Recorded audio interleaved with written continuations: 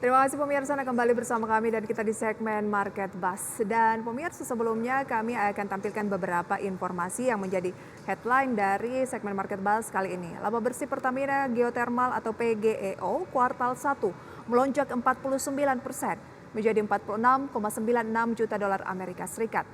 Kemudian ada Aman Mineral akan IPO 12,93 triliun rupiah. Harganya berkisar 1.650 sampai 1.775 rupiah. Dari agenda ekonomi pemirsa, ada libur ulang tahun yang dipertuan agungkan di Malaysia, kemudian penjualan retail Singapura month on month dan April, inflasi inti Indonesia pemirsa, dan indeks manajer pembelian atau PMI jasa Caixin China, cadangan devisa Korea Selatan dan PMI jasa Jepang, indeks manajer pembelian Amerika Serikat dan indeks manajer pembelian zona Eropa atau PMI jasa di bulan Mei. Agenda emiten ada rangkaian RUPS dari ADMG, kemudian ada Gold atau GOLD, MBSS, PGEO dan juga SGER. PNGO akan melangsungkan kum dividen tunai, RALS juga kum dividen tunai, TCID akhir perdagangan nominal lama. Review sedikit pemirsa IHSG pada hari Rabu lalu atau 31 Mei 2023, jelang libur panjang ditutup turun 0,05% ke level 6.633.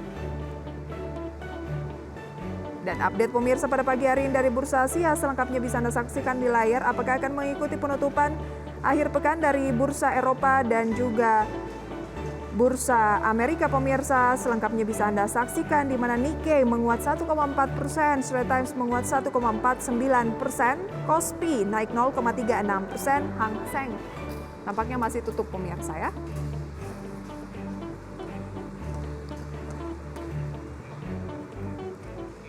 Pagi hari ini pemirsa, melalui video conference ada Mas Raka Juniko, Research Analyst MNC Sekuritas.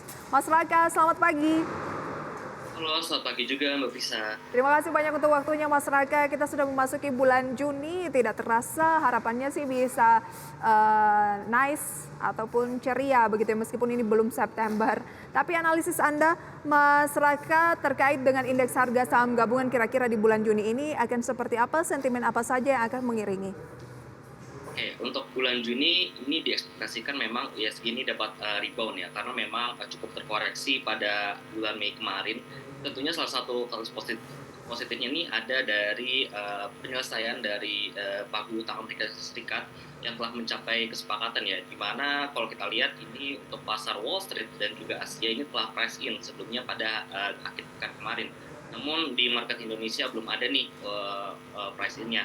Nah, selain itu juga untuk upside risk-nya ini ada juga dari FOMC The Fed yang di mana artinya pada tanggal 13 hingga 14 Juni ini kalau kita lihat di Fed Watch ini di mana The Fed ini berpotensi untuk menahan interest rate-nya di 5% hingga 5,25% dengan probabilitas mencapai 69% gitu. Walaupun kalau kita lihat pasar ketenaga kerjaan US ya ini masih juga, di mana kemarin non-farm payroll-nya ini cukup naik melebihi ekspektasi konsensus juga yang dikhawatirkan nantinya inflasi ini bakal tidak melambat, justru malah cenderung untuk flat gitu. Oke, lantas bagaimana dengan penangguhan plafon utang Amerika Serikat yang telah membebaskan Amerika dari default atau kondisi gagal bayar untuk saat ini terhadap harga minyak? Karena harga minyak juga mengalami penguatan yang cukup signifikan pada akhir pekan lalu dan tampaknya masih berlanjut dengan kenaikan untuk WTI sekitar 1,45% di kisaran 72,77 dolar Amerika per barrel akan mempengaruhi emiten-emiten yang berbasis atau berkaitan erat dengan minyak mentah. Oke, tentunya kemarin kita sudah lihat juga ya bagaimana OPEC Plus ini penting dan memang ada kesepakatan juga di situ di mana masih ada potensi cut produksi terutama dari Arab Saudi ya yang berencana untuk cut produksinya sebesar 1 juta per barel per harinya, dan tentunya hal ini direspon oleh kenaikan harga dari minyak itu sendiri secara global. Dan tentunya hal ini dapat menjadi katalis positif tentunya untuk emiten-emiten yang oil and gas related ya seperti Akra dan Medco. Namun juga hal ini tentu menjadi tekanan juga khususnya bagi emiten-emiten seperti consumer yang dimana input cost-nya ini bisa lebih naik begitu.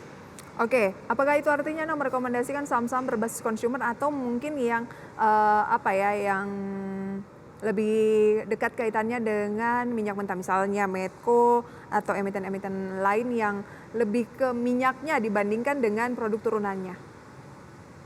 Oke, untuk ini ya, untuk katalisnya karena seiring dengan meningkatnya harga minyak, tentunya hal ini akan menjadi katalis positif untuk Medco dan juga Akra itu sendiri salah satunya, dan juga emiten-emiten yang related di sektornya begitu.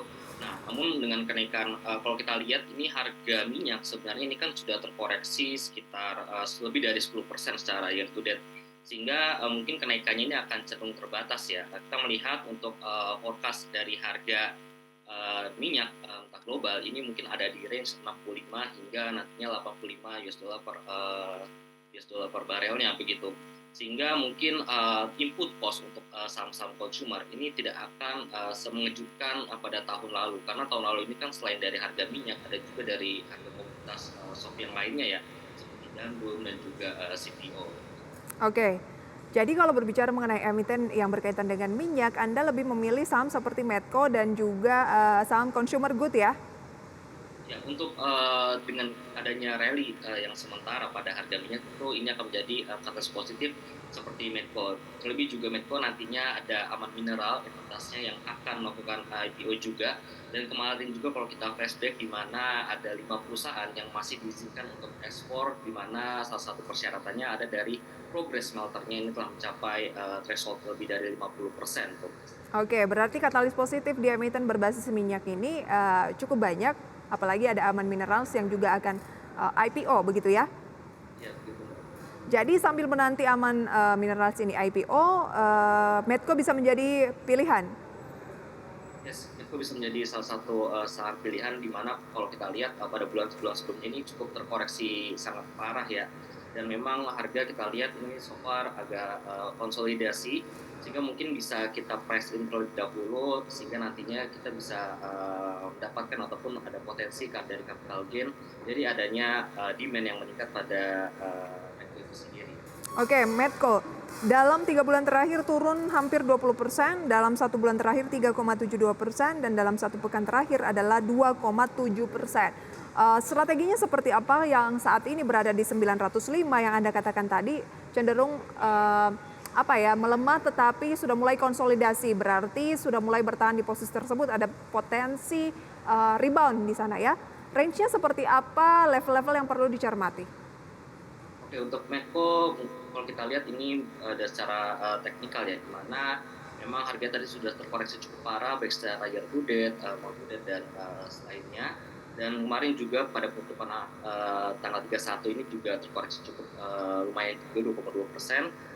Dan kalau kita lihat ini Medco ini sebenarnya dekat dengan level supportnya yang ada di sekitar level 890 hingga 850-an begitu. Sehingga ini bisa jadi strategi buy on weakness tentunya untuk saham Medco. Terlebih juga kalau kita lihat resistennya ini juga sangat dekat, ada di range 985 hingga level 1000 gitu.